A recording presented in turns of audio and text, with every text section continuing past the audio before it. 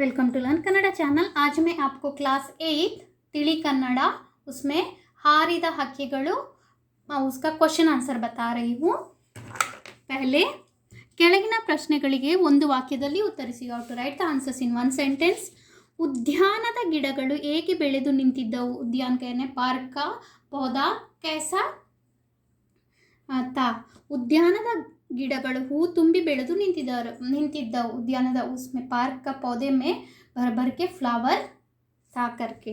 उसके बाद ಬಣ್ಣ ಬಣ್ಣದ ಹಕ್ಕಿಗಳು ಏಕೆ ಹುಲಿಯುತ್ತಿದ್ದವು?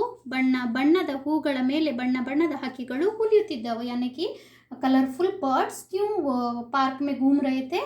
बिकॉज ಬಣ್ಣದ ಹೂಗಳ ಮೇಲೆ कलरफुल फ्लावर के ऊपर कलरफुल बर्ड्स लोग घूम रहे थे.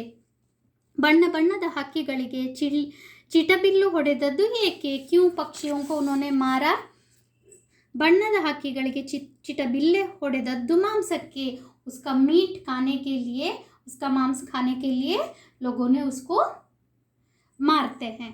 उसके बाद ಬಣ್ಣದ ಹಕ್ಕಿಗಳು ಉದ್ಯಾನದಿಂದ ಹಾರಿ ಹೋದದ್ದು ಎಲ್ಲಿಗೆ ಏಕೆ? ಪಾರ್ಕ್ ಸೆ ಭಾಗ್ ಗಯಾ ಕಹಾ ಔರ್ ಕ್ಯೂ?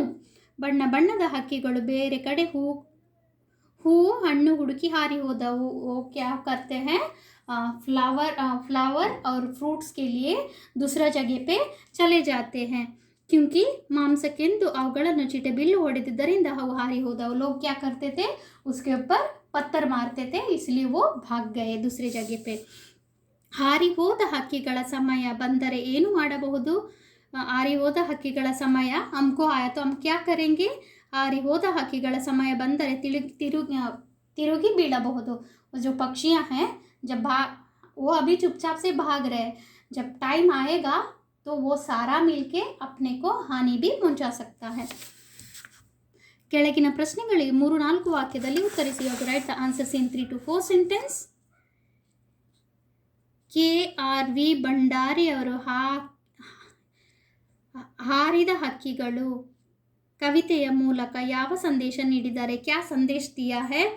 KRV ಭಂಡಾರಿಯವರು ಹಾರಿದ ಹಕ್ಕಿಗಳು ಕವಿತೆಯ ಮೂಲಕ ದುಡಿಯುವವರಿಗೆ ತೊಂದರೆಗೊಳಗಾದರೆ जो काम करते हैं उनको यदि परेशान हुआ तो वो क्या करते हैं? ಬೇರೆ ಕಡೆಗೆ ಹೋಗುತ್ತಾರೆ. ಸಮಯ ಬಂದರೆ ವ್ಯವಸ್ಥೆಯ ವಿರುದ್ಧ ಬಂಡಾಯ ಹೇಳುತ್ತಾರೆ. ಆದುದರಿಂದ ವ್ಯವಸ್ಥೆಗಳು ಸಂಪನ್ಮೂಲಗಳು ಸರ್ವರ ಹಿತವನ್ನು ಕಾಪಾಡಿಕೊಳ್ಳಬೇಕೆಂದು ಎಂಬ ಸಂದೇಶವನ್ನು ನೀಡಿದ್ದಾರೆ. लोग भी क्या करते हैं? उनको सही सलामत अपने गांव में मिला नहीं, कुछ सुविधा नहीं मिला तो वो क्या करते हैं? एक जगह से दूसरे जगह पे जाते हैं. उसके कारण क्या होता है? तो गरीबी और बढ़ जाता है. ಉದ್ಯಾನದ ಹಕ್ಕಿಗಳು ತೊಂದರೆಗೆ ಒಳಗಾದದ್ದು ಏಕೆ? ಅದರ ಪರಿಣಾಮವೇನು? ಪಾರ್ಕ ಪಕ್ಷಿयों को ಕ್ಯೂ ಪ್ರಾಬ್ಲಮ್ ಹುವಾ? ಉದ್ಯಾನದ ಹಕ್ಕಿಗಳನ್ನು ಮಾಂಸಕ್ಕೆಂದು ಚಿಟಬಿಲ್ಲೆ ಹೊಡೆದಿದ್ದರಿಂದ ಅವುಗಳಿಗೆ ತೊಂದರೆ ಒಳಗಾದವು. लोग क्या करते थे? उसको मार देते थे, इसलिए उसको परेशान हुआ. ಅವುಗಳು ಬೇರೆ ಹೂ ಹಣ್ಣುಗಳನ್ನು ಹರಸಿ ಹಾರಿ ಹೋದವು. इसलिए वो लोग क्या किए? दूसरे जगह पे फ्लावर और फ्रूट्स के लिए भाग गए. ಸಂದರ್ಭದೊಡನೆ ವಿವರಿಸಿ. ಸಂದರ್ಭ ಸಹಿತ ವಿವರಣೆ ದೇನಾ ಹೈ. ಬಣ್ಣದ ಹಕ್ಕಿಗಳು ಉಲಿಯುತ್ತಿದ್ದವು. ಈ ವಾಕ್ಯವನ್ನು ರೋಹಿದಾಸ ವಿಠಲ ಭಂಡಾರಿ ಅವರು ಬರೆದಿರುವ ಹದ್ದುಗಳು ಎಂಬ ಕವನ ಸಂಕಲನದಿಂದ ಆಯ್ದ ಹಾರಿದ ಹಕ್ಕಿಗಳು ಎಂಬ ಪದ್ಯದಿಂದ ಆರಿಸಿಕೊಳ್ಳಲಾಗಿದೆ. ಈ ಮಾತನ್ನು ಕವಿ ಹೇಳುತ್ತಾರೆ. ये बात को किसने कहा? कवि ने कहा. क्यों कहा? ಸಂತೋಷವಾಗಿ ದುಡಿಯಲು ಅವಕಾಶವಿರುವ ಕಡೆ ದುಡಿಯುವ ಜನರು ಸಂತೋಷದಿಂದ ದುಡಿಯುತ್ತಾರೆ ಎಂಬುದು ಕವಿ ಹೂಗಳಿಂದ ತುಂಬಿದ ಬೆಳೆದಿದ್ದ ಹೂಗಿಡಗಳಿಗಿಂತ ತುಂಬಿದ್ದ ಉದ್ಯಾನದಲ್ಲಿ ಬಣ್ಣದ ಹಕ್ಕಿಗಳು ಉಳಿಯುತ್ತವೆ ಎನ್ನುತ್ತಾರೆ. यानी कि यदि लोगों को भी अपना गांव में ही सब सुविधा मिला तो वो अपना गांव में ही रहेंगे. जैसा बर्ड लोग अपना यानी एक जगह से दूसरे जगह के क्या खाना पीना ढूंढ के जाते हैं, ऐसे ही लोग भी जाते हैं करके. ಈ ವಾಕ್ಯವನ್ನು ಗುರಿಹಿಟ್ಟು ಹೊಡೆದು ಮಾಂಸ ತಪಸ್ಸಿಗೆ ಕುಳಿತೀರಿ. यानी कि पत्थर मार के उसका मांस यानी कि उसका मीट आप लोग खाते हो करके. ಈ ವಾಕ್ಯವನ್ನು ರೋಹಿದಾಸ ವಿಠ್ಠಲ ಭಂಡಾರಿ ಎಂಬುವವರು ಬರೆದಿರುವ ಹದ್ದುಗಳು ಎಂಬ ಕವನ ಸಂಕಲನದಿಂದ ಆಯ್ದು ಹಾರಿದ ಹಕ್ಕಿಗಳು ಎಂಬ ಪದ್ಯದಿಂದ ಆರಿಸಿಕೊಳ್ಳಲಾಗಿದೆ. ये तो सेम रहेगा सबका. ಈ ಮಾತನ್ನು ಕವಿ ಹೇಳುತ್ತಾರೆ. ದುಡಿಯುವ ಜನರು ತೊಂದರೆಗೆ ಒಳಗಾದರೆ ಅವರು ಸುಖದ ನೆಲೆಯನ್ನು ಹರಸಿ ಹೋಗುತ್ತಾರೆ ಎಂಬುದು.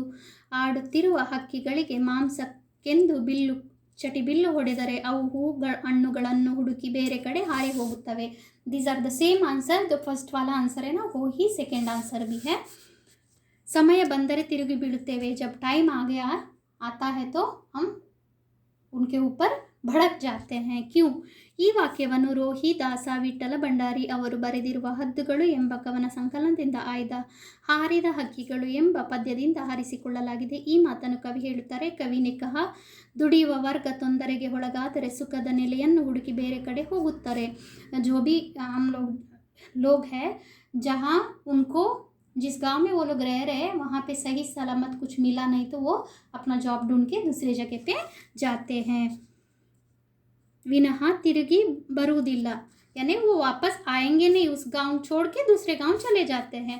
ಸಮಯ ಬಂದರೆ ಬಂಡಾಯ ಹೇಳುತ್ತಾರೆ ಎಂಬುದು ತೊಂದರೆ ಒಳಗಾದ ಹಕ್ಕಿಗಳು ಬೇರೆ ಕಡೆ ಹಾರಿ ಹೋಗುತ್ತವೆ ಮತ್ತೆ ಹಿಂದಿರುಗುವುದಿಲ್ಲ. जो पक्षी एक जगह से दूसरे जगह भाग के जाने के बाद वापस फिर से नहीं आते हैं करके समय ಬಂದರೆ ತಿರುಗಿ ಬೀಳುತ್ತವೆ ಎಂದು ಹೇಳುತ್ತಾರೆ. जब टाइम आएगा तो वो अपने ऊपर अटैक करता है करके. ಕೆಳಗಿನ ಪದಗಳಿಗೆ ತತ್ಸಮ ತದ್ಭವ ರೂಪ. ತತ್ಸಮ ತದ್ಭವ ರೂಪ, this is the Sanskrit word translated to Kannada word. Sanskrit से कन्नड़ा पे स्थाना इज द ताना यानी प्लेस. बಣ್ಣ इज द वर्ण. कलर. हक्की इज द पक्षी यानी पक्षी. तपस्सु तपस्सु द सेम वर्ड. ಕೆಳಗಿನ ಪದಗಳಿಗೆ ಅರ್ಥ ವ್ಯತ್ಯಾಸ ತಿಳಿಯಿರಿ. ಅರ್ಥ ವ್ಯತ್ಯಾಸ यानी कि मीनिंग का डिफरेंस ऑफ मीनिंग. गिड़ा यानी सस्य. गिड़गा यानी पक्षी. गिड़ा इज अ सस्य. सस्य यानी प्लांट. गिड़गा इज अ पक्षी. गिड़गा that is one kind of bird. हले is the तेरे waves. हले is the कಬ್ಬನ್ನು आडिಸುವುದು. और एक कब्बू यानी कि गन्ने का रस निकालते हैं ना वो. हक्की इज द पक्षी. हक्की धान्यದ ರೂಪ. हक्की यानी ये पक्षी है. हक्की यानी धान्यದ ರೂಪ यानी कि चावल, ಭತ್ತದಿಂದ ತೆಗೆದದ್ದು. ಹುಲಿ ಈಸ್ ದ ಹಾಡು. ಹುಲಿ ಯಾನೆ ಗಾನ. ಹುಲಿ ಈಸ್ ದ ಪ್ರಾಣಿ. ಉಡುಗಿ ಅರಸು. ಉಡುಗಿ ಈಸ್ ದ ಬಾಲಕಿ.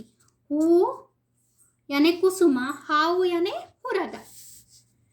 ಕೆಳಗಿನ ಪದಗಳಿಗೆ ಕಾಗುಣಿತ ದೋಷಗಳನ್ನು ಸರಿಪಡಿಸಿ. यहाँ पे मिस्टेक्स है उसको सही करना है आपको. दोष सही ಪದದ ಸರಿ ರೂಪದ ಪದ ಉದ್ಯಾನ. ದ ಉದ್ಯಾನ. ಗುರಿಹಿಟ್ಟು. ಗುರಿಹಿಟ್ಟು ಇಸ್ ದ ಅಕ್ಕಿ. ಹುಲಿಯುತ್ತಿದ್ದವು. This is the right answer. ಹುಲಿಯುತ್ತಿದ್ದವು. ಹಾವು ಹಣ್ಣು. This is the right answer. ಹೂವು ಹಣ್ಣು. जिन्होंने भी अभी तक मेरा चैनल सब्सक्राइब नहीं किया है प्लीज़ सब्सक्राइब माई चैनल.